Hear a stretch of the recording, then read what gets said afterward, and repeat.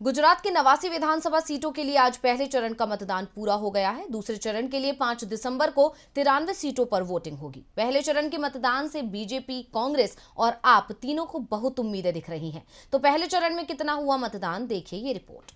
गुजरात में पहले चरण की वोटिंग पूरी हो गई है। इसके साथ ही 89 सीटों पर चुनाव लड़ रहे 788 मतदाताओं की किस्मत भी ईवीएम में कैद हो गई है।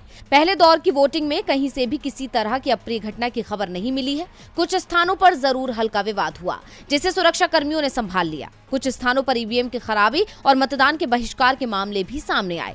पहले चरण की सर्वाधिक संवेदनशील मानी जा रही गोंडल सीट पर मतदान शांतिपूर्ण रहा। वोटिंग के दौरान दिन भर राजनीतिक दलों में शिकवे शिकायतों का दौर भी चलता रहा। कांग्रेस ने 50 स्थानों पर वोटिंग देर से शुरू करने की शिकायत चुनाव आयोग से की। कांग्रेस ने आरोप लगाया कि कई स्थानों पर ईवीएम मशीन में खराबी आ गई, जिसे बदलने में काफी देरी की गई। दूसरी तरफ आप ने भी वोटिंग की गति को धीमा रखने का आरोप सत्ताधारी बीजेपी पर लगाया।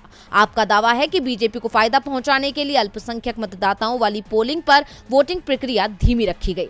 आज 19 जिलों की 89 सीटों पर वोट डाले गए। गुजरात के मिनी अफ्रीका कहे जाने वाले जम्बूर गांव में पहली बार लोगों ने वोट डाला। यहाँ उनके लिए स्पेशल ट्राइबल बूथ बनाया गया है। तो गिरी सोमनाथ में सिर्फ एक मतदाता के लिए बूथ बनाया गया। पहले चरण में 65% के करीब मतदान की खबर है। 2017 के मुकाबले ये करीब 4% कम है। 2017 में जब 3% वोट कम पड़े थे तो बीजेपी के हाथ से 15 सीटें फिसल गई थी। ऐसे में कम मतदान का फायदा किसे होगा, ये 8 दिसंबर को नतीजे में ही सामने आ पाएगा। आज सबसे ज्यादा वोट तापी जिले में पड़े। यहाँ पर करीब 80% वोटिंग हुई है। इस जिले की नीझर सीट पर 82% से भी ज्यादा वोटिंग हुई है। नर्मदा, भरूच, नवसारी जिले में भी 70% के करीब वोटिंग हुई। पुल हादसे वाले मोरबी विधानसभा सीट पर 55% से कम वोट पड़े। इस जिले की टंकारा सीट पर 69% और बांकानेर पर 59% वोटिंग हुई है। गुजरात के दूसरे सबसे बड़े शहर सूरत में 62% से ज्यादा वोटिंग हुई है। भावनगर में सबसे कम 55% वोटिंग हुई है।